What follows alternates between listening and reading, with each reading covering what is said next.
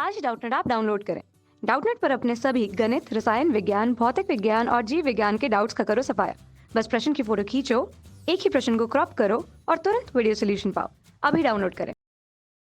नमस्कार दोस्तों, दिया गया प्रश्न है 220 वोल्ट की विद्युत लाइन पर उपयोग किए जाने वाले बहुत से बल्बों का जो अनुमतांक है वो कितना है, 10 वाट है, तथा यदि 220 लाइन से अनुमत अधिकतम विद्युत धारा कितनी मिल रही है, 5 एम्पियर मिल रही है, तो इस लाइन के दो तारों के मध्य में कितने बल्ब पार्श्व क्रम में संयोजित किए जा सकते हैं।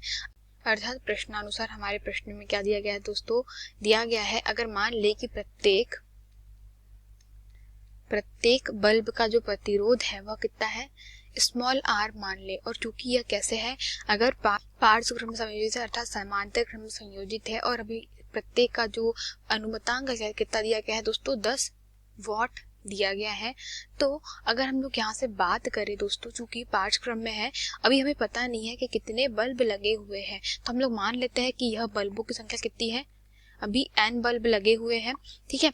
और चूंकि यहाँ पर हम लोग जानते हैं अगर परिपथ में अगर सबका प्रतिरोध R मान लिया जाए और यहाँ पर जो वोल्टेज है वह कितना है दोस्तों, वह है 220 वोल्ट का वोल्टेज है, तो हम लोग यह बात जानते हैं कि समांतर में कैसा होता है, समांतर में सबके लिए जो विभवांतर होता है वह कैसा होता है, एक समान होता है। अर्थात समांतर क्रम में प्रत्येक प्रतिरोध के सिरों पर जो उत्पन्न विभवांतर का मान है वह कैसा रहेगा, वह एक जैसा ही रहेगा। तो यहाँ से हम लोग कह सकते हैं शक्ति कितनी दी गई है हमें, एक बल्ब की 10 वाट दी गई है, और उस पे जो हम लोग कह सकते हैं वोल्टेज का मान है हर बल्ब पे वह कितना है, 220 वोल्ट है, तथा साथ ही साथ हमें धारा का मान भी दिया गया है, वह तब जब धारा कैसी अधिकतम रहेगी, और वह कब रहेगा दोस्तों, धारा कब परिवर्तित नहीं होती है, जब सारे के सारे प्रतिरोध कैसे होते हैं, समांतर क्रम में लगे होते हैं। तो पहले अभी हम लोग किसके लिए ज्ञात करते हैं, हम लोग प्रत्येक बल्ब का प्रतिरोध ज्ञात कर लेते हैं। अर्थात हम लोग अभी मान लिए है कि सभी प्रतिरोध कैसे समांतर क्रम में लगे हुए हैं और उनका प्रतिरोध कैसा है, आर है, स्मॉल आर है। तो यहाँ से हम लोग जानते हैं दोस्तों P बराबर से क्या होता है, V इंटू आई के बराबर होता है। तो शक्ति क्या होती है, वोल्टेज तथा धारा का गुणनफल होता है। और यहाँ से अगर मैं क्या लिख दूँ, V मतलब आई को क्या लिख सकती हूँ दोस्तों, आई को लिख सकती हूँ V के बटे में R, तो ओम के नियम से। तो यहाँ से अगर मैं हल करूँ इसको आगे तो क्या हो जाएगा, P बराबरी से V स्क्वायर के बटे में R हो जाएगा, अर्थात मैंने I की जगह पे मान रख दिया है इसका। तो यहाँ से V स्क्वायर बराबरी से आपके बटे में R हो गया है। P का मान कितना दिया गया है, 10 वाट दिया गया है, V स्क्वायर कितना हो जाएगा, 220 वोल्ट दिया गया है, के बटे में R, ठीक है। स्मॉल r, कैपिटल R का मान क्या है हमारे पास में, स्मॉल r। तो प्रतिरोध कितना है, स्मॉल r है, तो हमें स्मॉल r का मान ज्ञात करना है, तो वो कितना हो जाएगा, 220 का वर्ग बटे 10, अर्थात क्या लिख सकते हैं इसको हम लोग, 220 गुना 220 के बटे में P का मान कितना है, 10।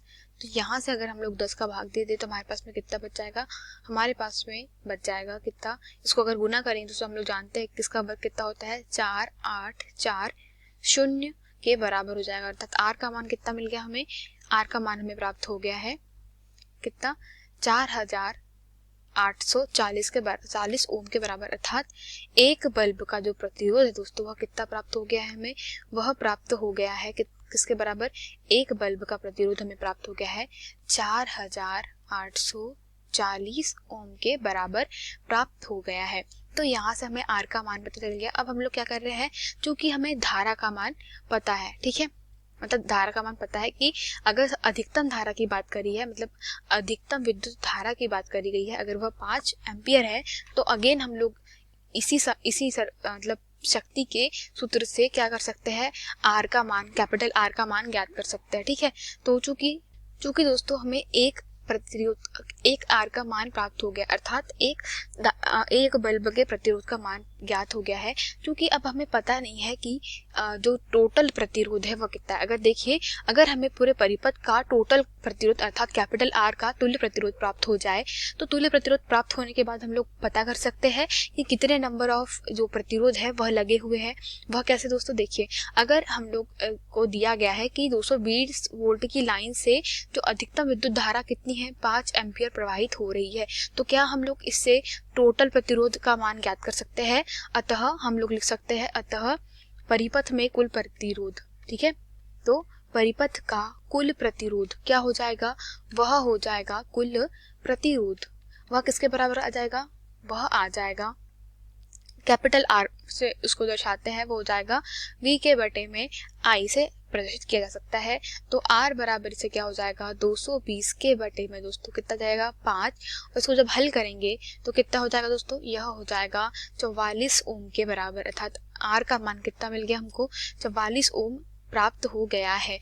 तो यहाँ से क्या प्राप्त हुआ है, हमें परिपथ का कुल प्रतिरोध प्राप्त हुआ है। और आपको यह बात अंडरस्टैंडिंग है दोस्तों कि देखिए कि जब सारे प्रतिरोध कैसे जुड़े हुए हैं या समांतर क्रम में जुड़े हुए हैं, तो जो तुल्य प्रतिरोध आता है समांतर क्रम में वो कैसा आता है, वह सबके प्रतिरोध से कम आता है। सबसे छोटा प्रतिरोध होता है उससे भी कम आता है, परंतु यहाँ सभी प्रतिरोधों का मान कितना दिया गया है, एक समान है, तो उससे भी कम आएगा। तो कैपिटल आर का मान कितना है हमारे पास में 44 ओम। ठीक है, तो यहाँ से अगर इसको आगे हल करें, चूंकि हम लोग जानते हैं कि क्या होता है दोस्तों, अगर हम लोग परिपथ में समांतर क्रम में प्रतिरोध का मान ज्ञात करें तो हमारे पास हम लोग जानते हैं वो कैसा होता है 1/R1 प्लस 1/R2, ठीक है, प्लस 1/R3 और जितने प्रतिरोध जुड़े हुए हैं। क्योंकि हमारे पास में R1 बराबरी से R2 बराबरी से R3 बराबरी से क्या है, स्मॉल r के बराबर है, ठीक है, और बराबरी से कैपिटल RN भी है। तो हम लोग कह सकते हैं जो स्मॉल r है हमारा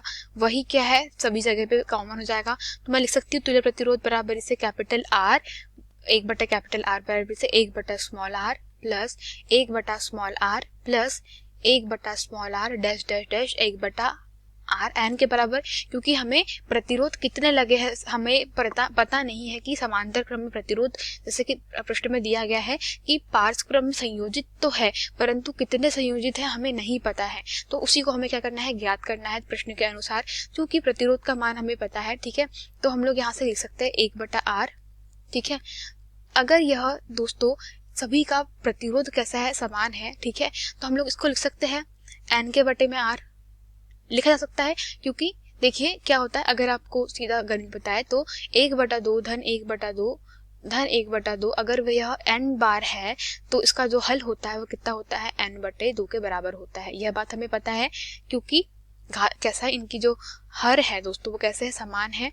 तो हर समान है तो क्या होता है कि हर तो एक ही बार लिखा जाता है परंतु ऊपर जो राशियां होती है वो उनका क्या हो जाता है, योग हो जाता है। तो ऊपर क्या लिखा है दोस्तों, 1 धन 1 धन 1 है, अगर वह n बार है तो n/R के बराबर हो जाएगा। तो यहाँ से अगर हम लोग R का मान ज्ञात करें तो कैपिटल R बराबर से क्या हो जाएगा दोस्तों, स्मॉल r के बटे में n हो सकता है। तो अब क्या करना है, बस हमें उपरोक्त में क्या करना है दोस्तों, मान रखना है। तो कैपिटल R हम लोगों ने ज्ञात किया था, कैपिटल R का मान कितना मिला था, परिपथ का कुल प्रतिरोध हमें प्राप्त हुआ था 44 ओम। तो हम लोग लिख सकते हैं यहाँ पर 44 ओम, ठीक है, बराबरी से R का मान कितना प्राप्त हुआ था हमें, सबसे पहले हम लोगों ने ज्ञात किया था P = VI से, जहाँ पे हम लोगों ने P = V²/R किया था। क्योंकि यह कैसा था, समांतर क्रम में था, और समांतर क्रम में कैसा होता है, विभवांतर सबके लिए एक जैसा होता है। तो वहां से हम लोगों ने जो प्रतिरोध इंडिविजुअल निकाला था किसी एक परिपथ, मतलब परिपथ के किसी एक बल का प्रतिरोध कितना प्राप्त हुआ था, वह हुआ था 4840 के बराबर। तो दोस्तों हम लोग लिख सकते हैं यहाँ पे 4840 के बटे में n, और हमें ज्ञात क्या करना है, n का मान ज्ञात करना है। तो यहाँ से हम लोग लिख सकते हैं n बराबरी से 4840 के बटे में 44, ठीक है। तो जब इसको हल करेंगे दोस्तों तो हमारे पास में जो टोटल आंसर आएगा, अर्थात n का मान कितना आएगा, वह आएगा 110 के बराबर।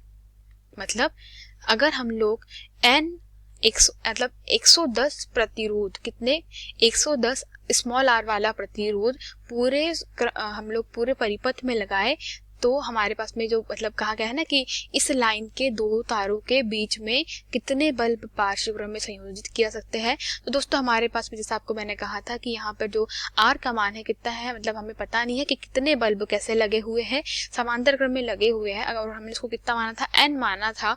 तो हम लोग यहाँ से कह सकते हैं कि इन दोनों तारों के मध्य में कितने, पूरे 110 बल्ब लगेंगे, कैसे, समांतर क्रम में। तो यही हमारे प्रश्न का उत्तर था दोस्तों, धन्यवाद।